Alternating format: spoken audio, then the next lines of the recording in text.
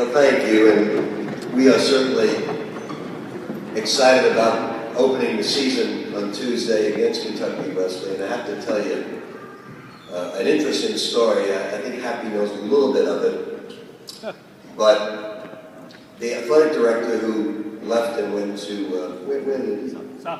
South Dakota.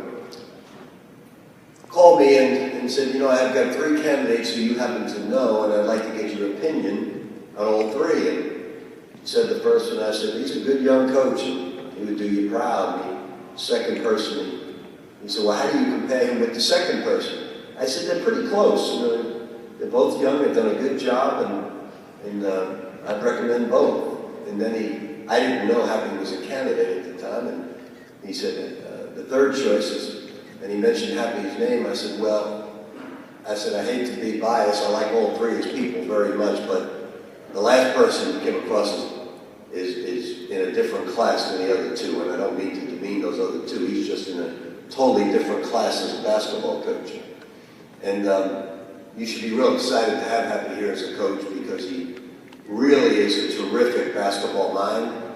He works real hard. He's a winner. And I schedule it selfishly. I schedule his teams because I want to get a lot out of the game. Not necessarily the score, whether win or lose, but I want to get a lot out of it offensively and defensively to make my team better going into the opening game of the season. And I know Kentucky Wesleyan will do that for us.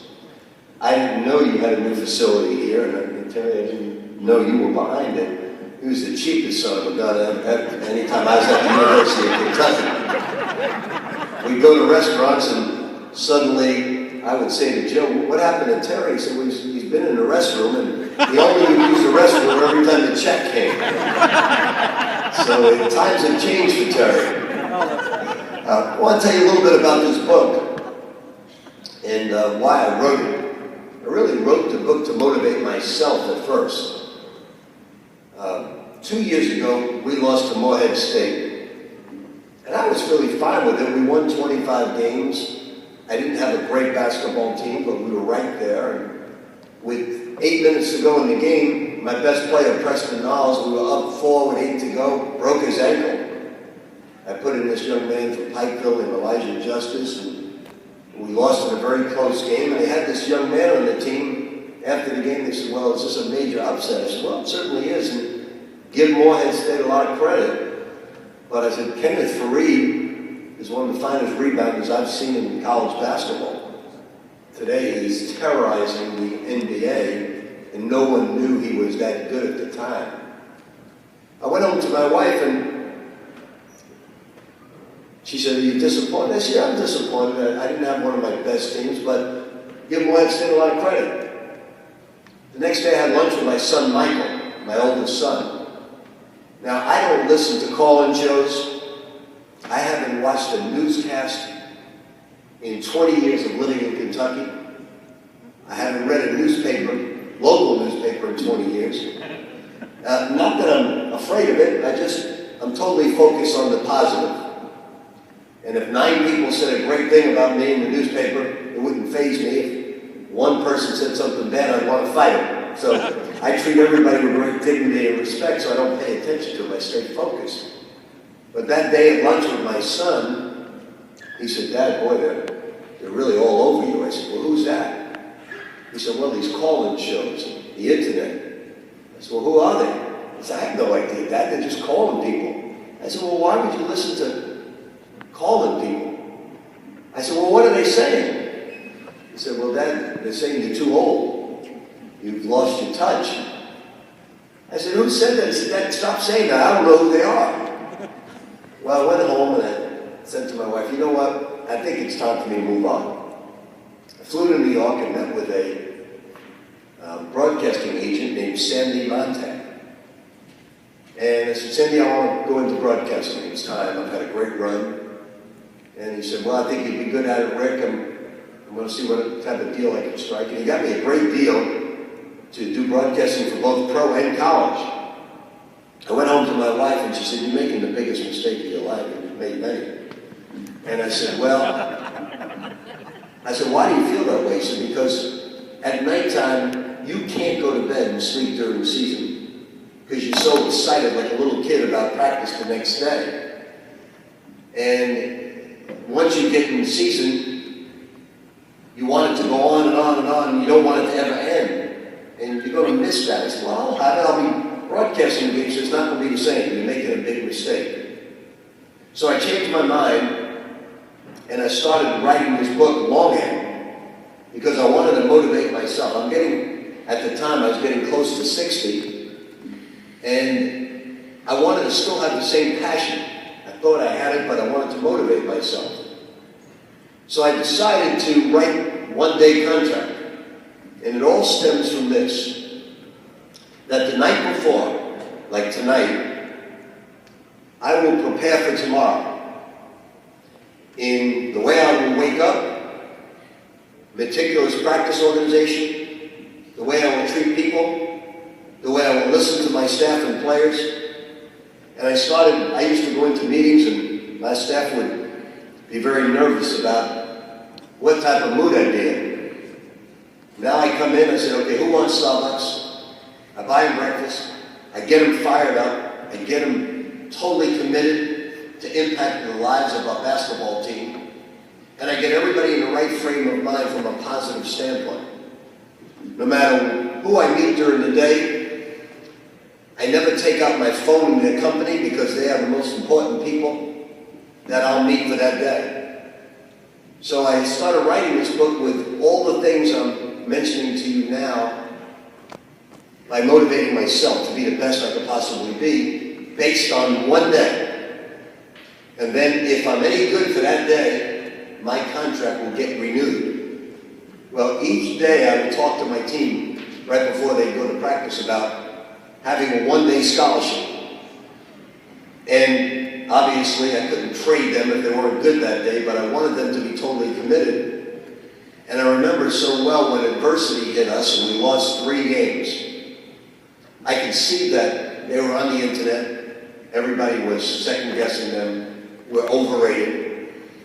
And I said, guys, don't let your confidence be shaken. We're darn good. And I said, you lost to Syracuse by a point on a turnover. We led most of the game. And Syracuse is a heck of a team. You lost at Notre Dame in 5 overtimes because Russ Smith is out of his mind. You lost to Villanova because we missed free throws on the stretch, and all 3 teams are excellent. Well, we're going to go on a great run, win our next 7 games. And we're probably going to share the regular season title, which we did. Then we're going to win 3 games at Madison Square Garden for the second back-to-back tournament championship. And then from there, and by the way, we're not cutting down the nets like we did last year. Then we're going to go on to the tournament, win 4 games, and we're not going to cut down the nets. We're going to go on to the Final Four, win the championship, and then we're going to cut down the nets. And it was, everybody remembered it as if it was yesterday. We were totally committed to that one day, improving and being the best you could be.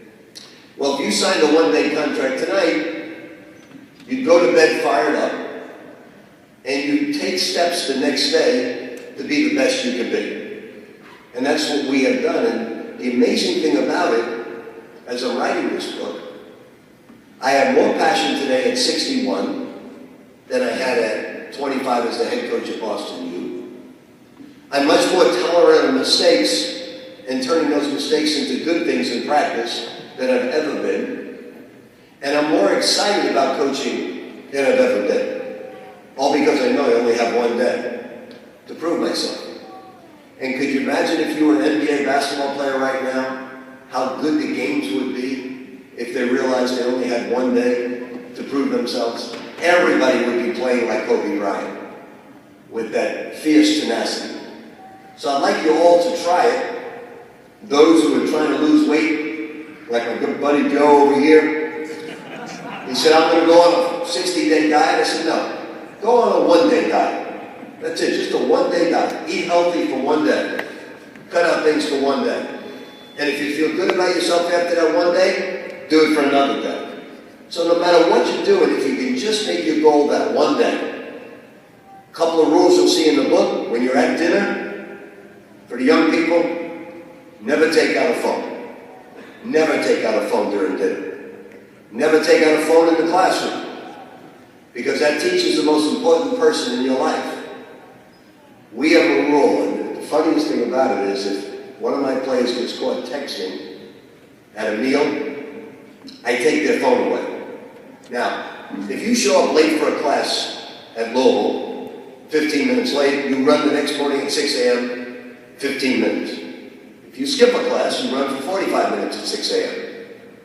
And my players, they'll have to run from time to time. But if I take away that phone for 24 hours, they want to transfer. So they never take out their phone. And that phone stays in their pocket. Now, I'm not against social media. I think it's great. I don't let my players tweet. And at other places they do. We don't. Because it's a form of self-promotion. I want my players humble and hungry. And I tell them that if you're tweeting, I don't know who would want to listen to any of you, read any of you. And I mean that. I really don't. So we leave tweeting for writers, movie stars, rock stars, Terry, and people like that. But for the rest of us, we stay humble and hungry. If you read this book, I think you'll get a lot out of it, because it's been a form of motivation for me all the way through. I tell my players every single day, if there's a problem, own up to it. Tell the truth right away. Don't sugarcoat it. If you have a problem, tell the truth. And you know what happens? Your problem becomes part of your past. If you distort the truth and lie, your problems become part of your future. So own up to it. The next day you'll wake up in a better frame of mind knowing that you told the truth. And my players and I have a young man now on suspension, Chane Behanan. The only reason he's just suspended, not off the team, he told the truth. And I said, okay, there's going to be a penalty and a price to pay, but you told the truth. We'll get through this. Just do the right things coming up, and you'll be back on this team in a short period of time. So with that in mind, I think we'll sign some books. How's that? Where are we going to do it, Terry?